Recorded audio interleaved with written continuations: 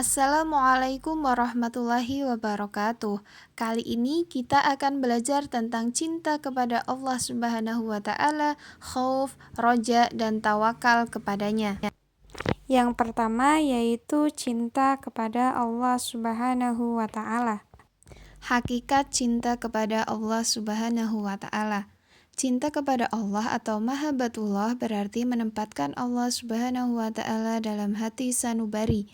Cinta merupakan unsur terpenting dalam ibadah, di samping khauf dan roja. Ketiganya menjadi perasaan hati yang harus dimiliki setiap mukmin dalam melaksanakan ibadah kepada Allah.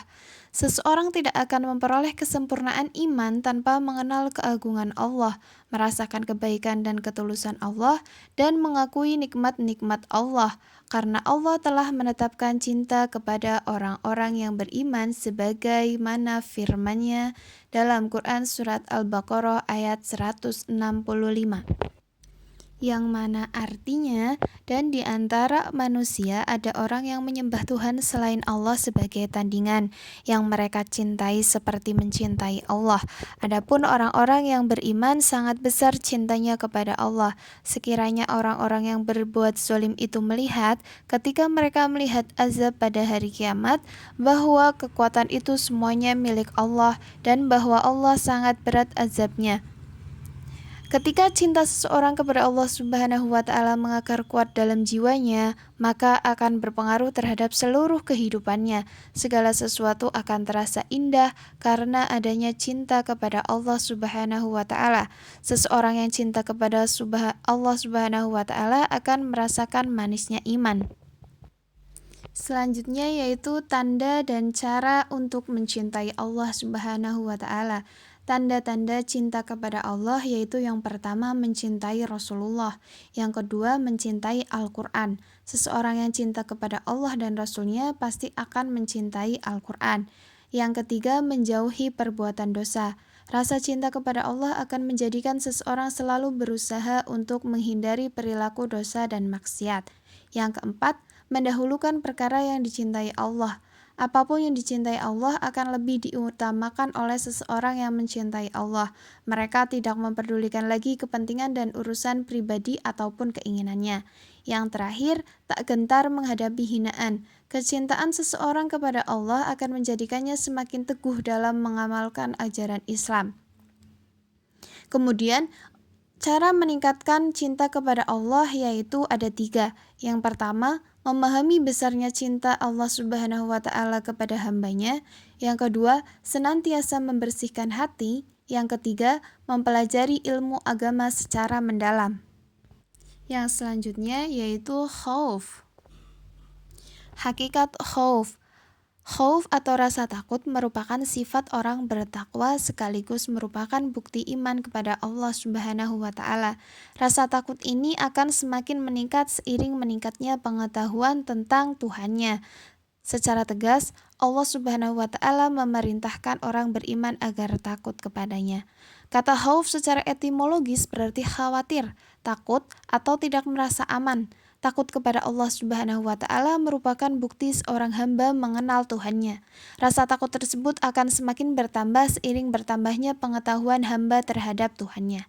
Rasa takut kepada Allah Subhanahu wa taala harus diikuti dengan ketaatan dan amal soleh. Dengan amal soleh inilah seorang mukmin berharap mendapatkan balasan berupa surga. Rasulullah Shallallahu Alaihi Wasallam melarang umatnya mencemooh sekecil apapun amal kebaikan, karena ukuran diterima atau tidaknya amal kebaikan adalah keikhlasan dalam hati. Sedangkan yang tahu isi hati seseorang hanyalah Allah Subhanahu wa taala. Tanda-tanda takut kepada Allah Subhanahu wa taala. Yang pertama yaitu tampak dari ketaatannya kepada Allah. Ciri utama seorang hamba yang taat dapat diketahui dari tingkat ketakwaannya kepada Allah, yakni kepatuhan untuk melaksanakan perintah dan menjauhi larangannya. Yang kedua, menjaga lisan dari perkataan dusta. Manusia adalah makhluk sosial yang senantiasa berinteraksi dengan sesama manusia. Berbicara dengan lisan merupakan unsur utama dari seluruh interaksi sosial tersebut. Karenanya, lisan harus terjaga dari ucapan kotor yang menyakitkan lawan bicara. Yang ketiga, menghindari iri dengki. Sifat iri dengki muncul akibat tidak adanya rasa syukur pada diri seseorang. Padahal Allah Subhanahu wa Ta'ala telah mencukupi semua kebutuhan makhluk ciptaannya. Yang keempat, menjaga pandangan dari kemaksiatan. Seseorang yang takut kepada Allah Subhanahu wa Ta'ala akan menjaga pandangan dari segala kemaksiatan, termasuk memandang lawan jenis dengan pandangan yang diliputi oleh hawa nafsu. Yang kelima, menjauhi makanan haram. Banyak sekali makanan dan minuman halal yang telah disediakan oleh Allah Subhanahu wa Ta'ala untuk memenuhi kebutuhan pokok manusia. Atas dasar ini, tentu sangat memprihatinkan kalau ada manusia yang mengkonsumsi makanan dan minuman haram. Nah, yang terakhir, menjaga kaki dan kedua tangan dari sesuatu yang haram. Tangan dan kaki akan diminta pertanggungjawaban di akhirat kelak. Seorang muslim akan menggunakan keduanya untuk kegiatan yang bermanfaat dan bernilai ibadah. Yang selanjutnya yaitu roja.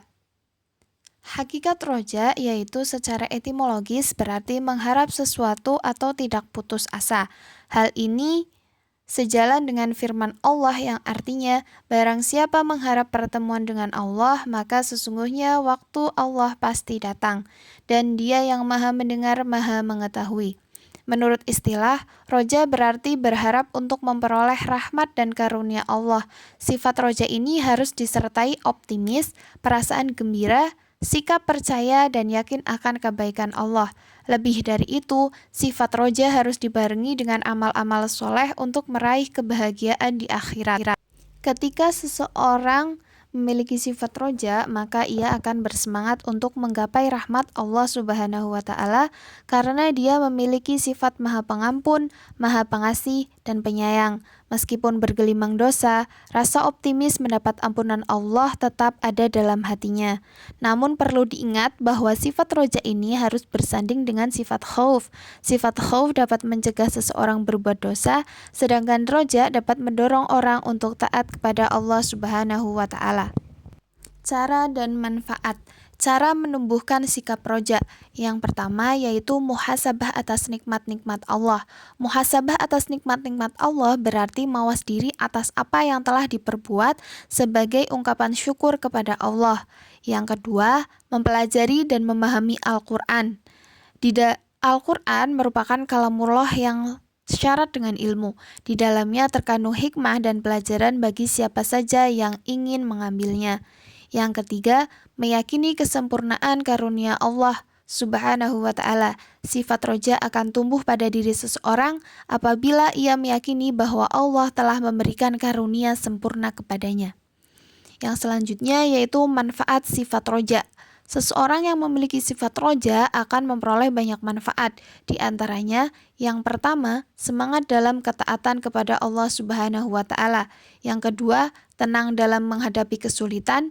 Yang ketiga, merasa nikmat dalam beribadah kepada Allah Subhanahu wa Ta'ala. Yang keempat, yaitu menumbuhkan sifat optimis. Yang selanjutnya yaitu tawakal. Tawakal secara bahasa berarti memasrahkan, mengagungkan sesuatu, mewakilkan atau menyerahkan. Secara istilah, tawakal artinya menyerahkan segala permasalahan kepada Allah Subhanahu wa Ta'ala setelah melakukan usaha sekuat tenaga.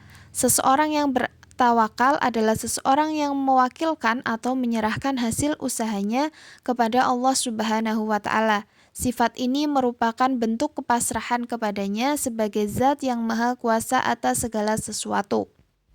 Tawakal bukan berarti menyerahkan nasib kepada Allah Subhanahu wa Ta'ala secara mutlak, akan tetapi harus didahului dengan ikhtiar yang sungguh-sungguh. Seseorang yang menerapkan sikap tawakal akan tumbuh keyakinan bahwa tidak ada satupun amal kebaikan yang sia-sia. Urusan diterima atau ditolaknya amal merupakan hak penuh Allah Subhanahu wa Ta'ala. Tugas orang hamba hanya beramal sebaik-baiknya, meskipun harapan atas amal kebaikan tersebut belum tercapai secara sempurna. Ia akan tetap memiliki semangat. Manfaat tawakal. Manfaat tawakal akan diperoleh dari penerapan sikap tawakal dalam kehidupan sehari-hari.